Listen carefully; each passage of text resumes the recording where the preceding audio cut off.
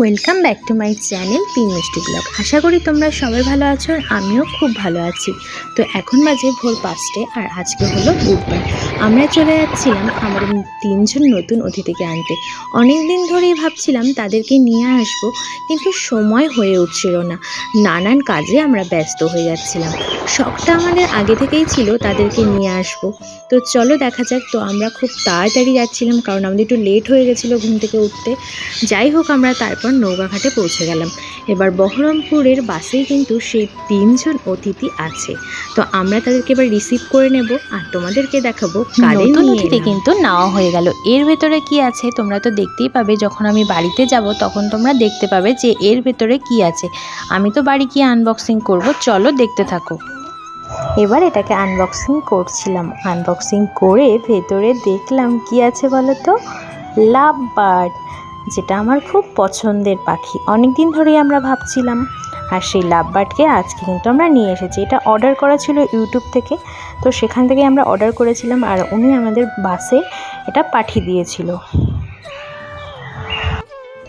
মাকে বলছিলাম তোমার 2 অতিথিকে আমি দেখো নিয়ে চলে এসেছি, সঙ্গে নিচে কিন্তু আর এক অতিথি আছে, এদেরকে নিয়ে এলাম। তোমার বন্ধুদের নিয়ে এলাম, আর তা সারাদিন এদের সঙ্গে বক বক করতে থাকবে, যার জন্য এদেরকে নিয়ে চলে এলাম। আর কেমন লাগছে তোমাদের পাখিগুলো অবশ্যই বলবে। আর এই পাখিগুলো কিন্তু অনেকেই হয়তো কমেন্ট করতে পারো যে পাখি কেন পুষছো, খোলা আকাশে পাখি হয়তো খুব ভালো উঠতে পারে, কিন্তু এই পাখিগুলোকে খোলা আকাশে ছাড়লে পরে এই পাখিগুলো কিন্তু থাকবে না। এই পাখিগুলো বাড়িতে রাখার জন্যই আছে। তো দেখতেই পাচ্ছ আমার পাখিগুলোকে। আমার লাভ বার্ড খুব ভালো লাগে, আর নিচেরটা হেলিকপ্টার।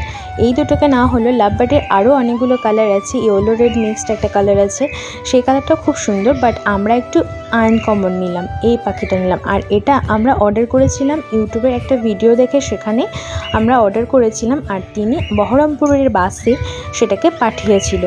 এই হলো এই পাখিটার খাঁচাটা, কিন্তু বাড়িতে বাবা আর ও মিলে দুজনে তৈরি করেছে যাতে এদেরকে রাখে, আর এরা একটু স্পেস পায়, একটু উঠতে পারে। ছোট খাঁচার মধ্যে আমরা তাদেরকে বন্দি করব না, কারণ উঠতে ওদের অনেক কষ্ট হয়, যার জন্য একটু বড় স্পেস নিয়ে তাদেরকে ওড়ার জন্য রাখবো। তো দেখো এই বড় খাঁচাটার মধ্যে তাদেরকে ছেড়ে দেওয়া হলো। এবার ছেড়ে দেওয়ার পর সারা রাত্রি তো বাসে এসেছে, এবার ওদের খাওয়ার তো ব্যবস্থা করতে হবে। আর দেখো একটা কার্ড দিয়ে দিয়েছে, এই পাখিগুলোর কিন্তু কার্ড আছে।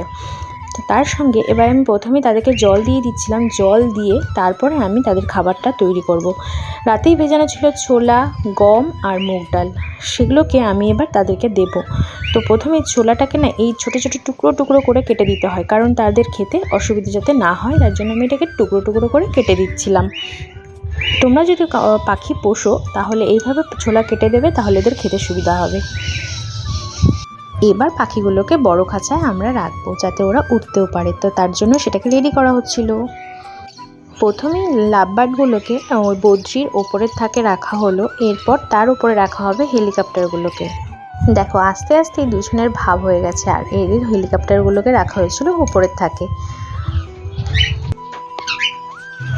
পাখিগুলোকে কেমন লাগলো অবশ্যই জানাবে।